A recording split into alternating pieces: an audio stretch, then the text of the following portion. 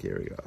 Okay, everybody. So I am here. I'm slightly inebriated because I'm drinking Ojai local brew. Pretty strong stuff. It is. Yeah. You're trying to get me drunk. It's my job. Okay. That's what I try to do.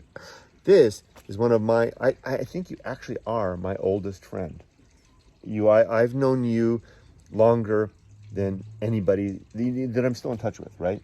There's some people from elementary school, but I don't know where they are. It's hard to keep track of people. This is my oldest friend. He's Charles, Chuck.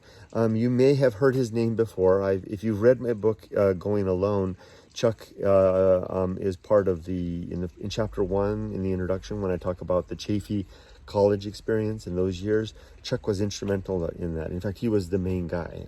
And he's also the person that I went away to Humboldt State University with. I basically followed him because he said he's going to Humboldt. So this guy is an old friend, way back, and knows where all the bodies are buried. So I wish I'd turned the camera on earlier, but I was just asking Chuck. We were talking about how over time impressions change, and you kind of latch on to stories, and stories that you tell get good, and they may be not completely true, but maybe so, and you've convinced yourself they are. Some of you may remember that I've told a story in the past where I was hiking with 2 other friends in a canyon in the desert, and that we had some dread fear that overtook us as nightfall approached, and we ran like the son of a guns out of there. And I asked Chuck just a moment ago, can you fact check me? Do you remember that event? And what do you remember of that event, if at all? I remember hiking up a canyon and it getting dark and us not being able to figure out how to get back down. And so we decided to walk down the creek, and it was very challenging and very scary, and I thought I was going to freeze to death by the time we got back, and I was surprised we got back at all.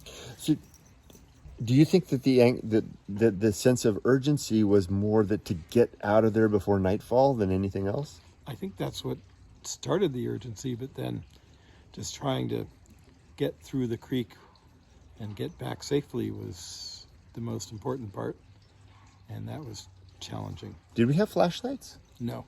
That's right.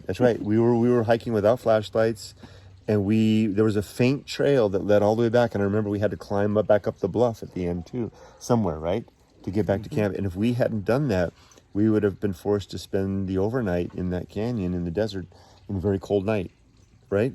Yes, and we didn't want to do that. So I thought I would have been hypothermic if we didn't get back to our warm sleeping bags. Do you remember running at any point? I remember tripping and falling and getting very wet in the creek, and maybe trying to move faster than we should have. Now that you say it, that is how it went down. So this is very instrumental or informative to me, because somehow I translated that story into I used to tell this story like there was some spooky apparition that kind of overtook us all at the same moment and caused us to run, but that wasn't the case. Well, we were in a canyon that had lots of pictoglyphs, and it was a moving experience being up there. So that's right, because we could see the writing, them up on the cliffs. Remember the little black. The black one with kind of the triangular one? And being the only ones in the area made us feel... Yeah. I could see how I probably had that feeling up there. Okay. So, I guess for me, the takeaway is that I have to watch out trusting my memories, because stories tend to change over time as memory goes, and we kind of latch on to what maybe makes embellishment and makes it more interesting, right? Mm-hmm. Mm-hmm. Okay. That makes a good story. It doesn't. That's right. Well, otherwise, why tell a story, right? Right. All right. Well, good. Well, I think we're going to wrap up, and we're going to have pizza tonight. Yes. Yeah. All right. Good. And what's more interesting, even, Chuck lives here in. Do you mind if I say what city you live in? It's Ojai, California, where I lived before we went to Japan. I lived just a couple of miles down the way. Our paths almost overlapped, I think, by a year.